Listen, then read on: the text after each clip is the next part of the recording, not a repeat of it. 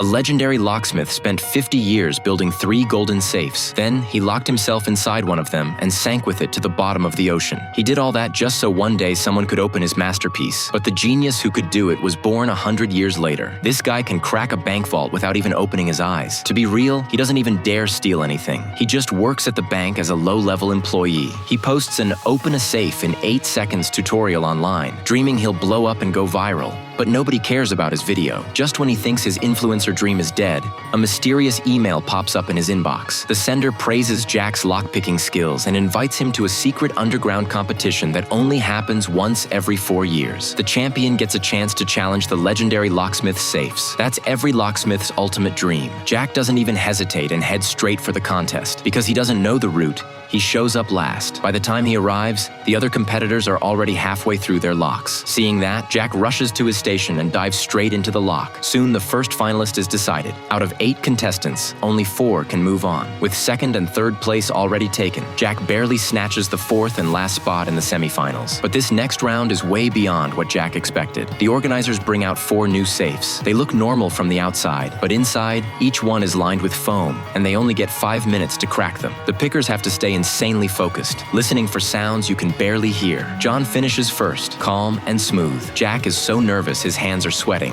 but he pushes full send and finishes just 5 seconds slower, earning himself a spot in the final. That performance stuns the crowd. John was last year's lock king. No one thought anybody could match his time. The judges announced the last challenge. 2 titanium safe doors, built to Royal Bank standards. They have just 3 minutes to crack them. If time runs out and nobody does it, there will be no champion. The final starts. The organizers crank loud rock and blast beats on site, making it almost impossible for Jack to feel the tiny clicks inside the lock. Sneaky John pulls out his noise-canceling earbuds and starts working on his door. Caught off guard, Jack can only hold his breath, raise his golden right hand, and use the resonance between the music and the lock to see the inner structure in his mind. He notices John struggling, smiles to himself, then calmly cracks this supposedly unbreakable safe door. He wins the title, but the organizers say there is no legendary safe on site at all. They hand him $200 and try to send him home like nothing happened. Just as Jack is feeling crushed, the sender of that email, the mysterious Lisa, shows up. Lisa tells him the lockpicking contest was just a test of his skills,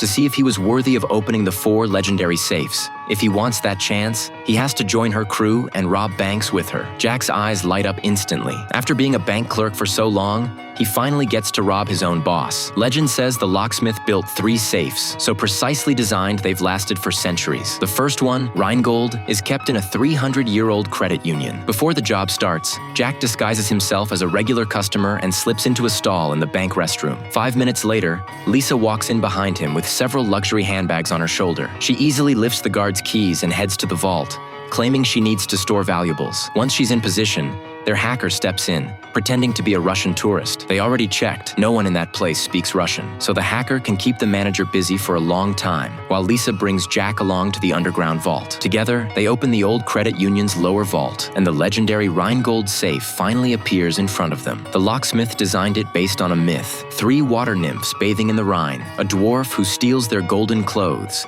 and forges the 3 garments into a single golden ring whose power ignites a war among the gods. The huge dial represents that ring, and the 3 locks stand for the 3 nymphs. Jack feels a jolt run through his body. His whole arm tingles and sweats as he listens carefully to the lock. The crisp rhythm in his ears sounds like girls dancing. He lines up each lock core with extreme care, because if even one of the 3 fails, the safe will seal forever. After triple checking, he finally turns the dial and forces the door open. They've just pulled off a historic top-tier heist. Seeing the piles of cash, their adrenaline spikes. They rush to fill their bags, but a problem pops up. They've grabbed way too much money. How much they take isn't the key, though. What matters is where this money came from. It has a special meaning. It's what decides who becomes a legend. Jack instantly gets it. While they're taking the cash, Bob is out front, keeping the manager distracted, and Lisa escorts Jack back to the restroom. Jack can only walk out like nothing happened, while Lisa quietly steps out of the original vault. Jack is stunned.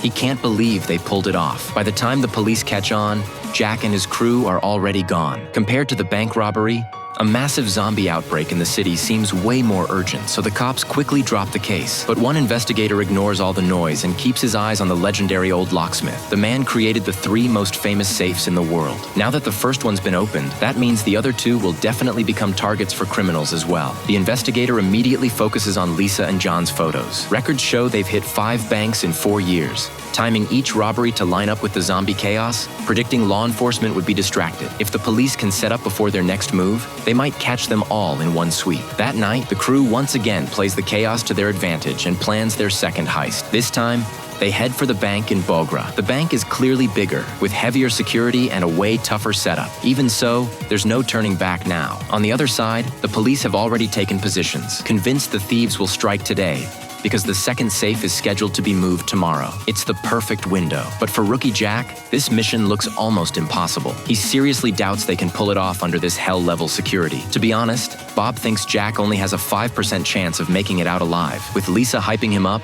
Jack has no choice now but to go all in.